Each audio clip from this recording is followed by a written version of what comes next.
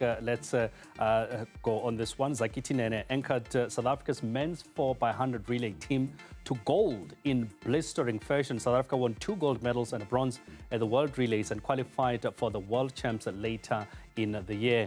Nene was part of the team that won silver in Nassau in last year's World Relays. He has also represented South Africa at the 2020 and the 2024 Olympic Games. He joins us now to talk to us about that record-breaking run and the road to Tokyo. Zakithi, a very good evening and thank you so much for joining us. Good evening, Kwena, and thank you for the invite. It's always a pleasure to sit down and chat with you. I have to start here. Please show us the medal. Can we just hold it up so that we can see what it looks like?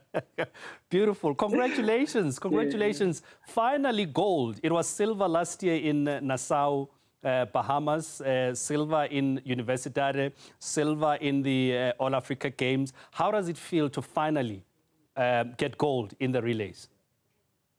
Yeah, you actually asked me to bring the medal today, and I must say this thing was really heavy. But yeah, like I didn't think of it like that. I actually didn't calculate that it's been silver throughout, you know. But I think like going out there and actually winning the gold in China was just like a true reflection of where South African sprinting is at this point in time, with the youth athletes coming up, you know, bringing in good competition. And, you know, like the depth in the 400 has increased tremendously, that you can just interchange athletes, you know, and still go out there and put out a strong team. So I think it's just a true reflection, like I said, of where we at as South African sprinting. And, you know, I'm just so happy to be a part of that. And yeah.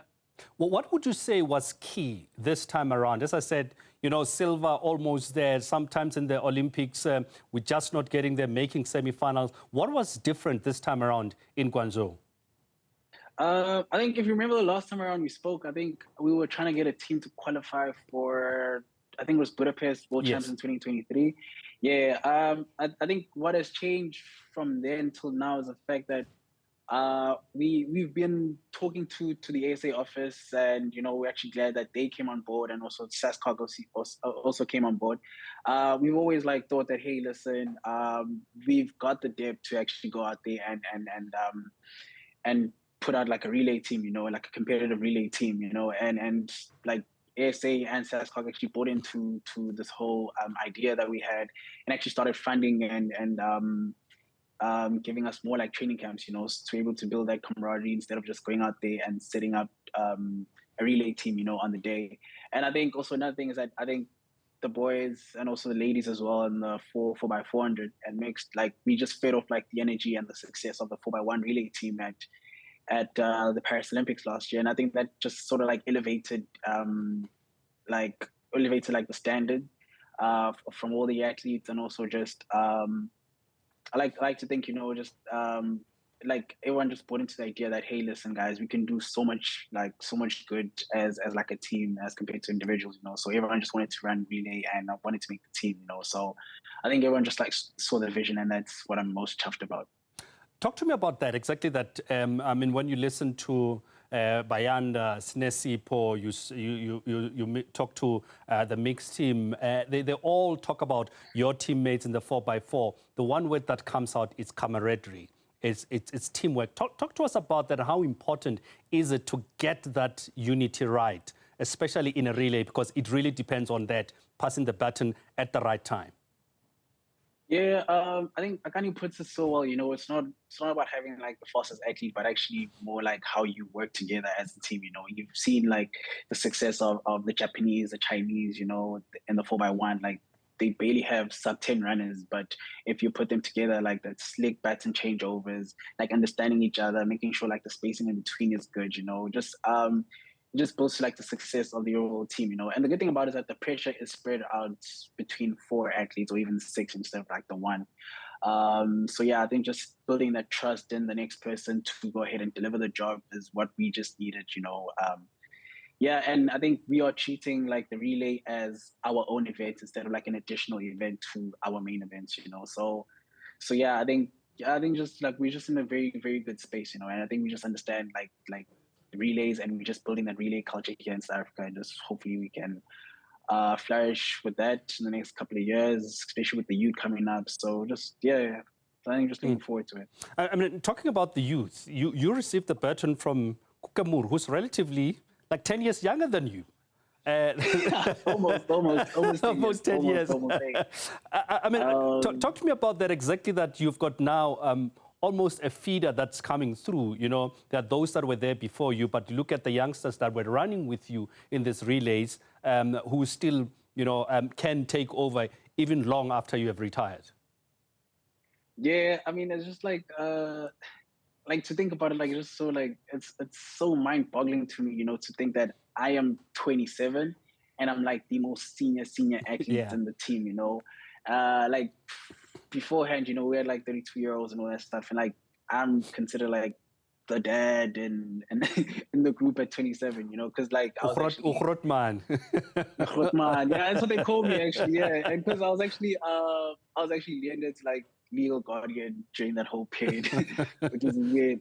But yeah, you know, like in our team we had Leonard, who was 17, just turned 18. We had Udeme as well, who was also like a teen. And you know, we gave those two athletes probably like the two toughest legs, being second base and third base. And they really they held their own, you know. And I think that just goes to show that I think in the next couple of years, you know, we're just going to be like a force to be reckoned with, especially with the development that these athletes are still going to go through. It's just like exciting times for South African sprinting, you know, and I feel like that's also the same setup with like the 4x1 as well. I think it's just AK, you could outright say he's an outlier, and everyone else is like, you know, like very young, you know, and it's just good to be out there and be like a good mentor for the guys, you know, and be able to rub shoulders in them, you know, and then yeah, like it's like I keep saying, like I'm just so excited. I'm just so excited for what we can produce as a team, you know. And I think we've just gained the confidence in each other, and yeah, you know, so it's just like I'm really like excited. Like that's what I can say, honestly. You know, Zach, take me through this. When you received that baton from Kukamur, what was going through your mind? You knew you were running the anchor leg. Were you aware that you were ahead? I mean, just run me through your head space when you got that baton. And then I remember I was watching you, and when you're going through the last 10, and I'm thinking, is he slowing down? And then that's when you could see the afterburners were opening up, and you opened that space. Talk to us about that moment when you received going up to the finish line. I think having received the badge, you know, I think I'm right at this point in time. I think I'm in the best shape of my life. I'm very confident in my race pattern. I'm very confident in what I can do and how strong my kick is, you know. So as soon as I got the baton, I was very chuffed to be given the baton by my teammates in such a good position, you know, because then that allows me to go through my phases without any pressure.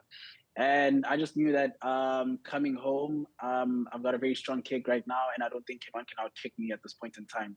So I was very much calm throughout like my whole transition, and I just wanted to take the guys home and bring the baton home.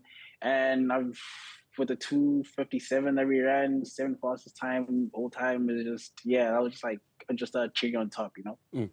In one of the conversations that you and I have had privately, I remember we were talking about some of the mistakes that you were making in the 400s. How much do you think this, participating in Paris Olympics and these international competitions, going to the Diamond League and others, has helped you and get into the form that you are and be able to produce the great results that we are seeing?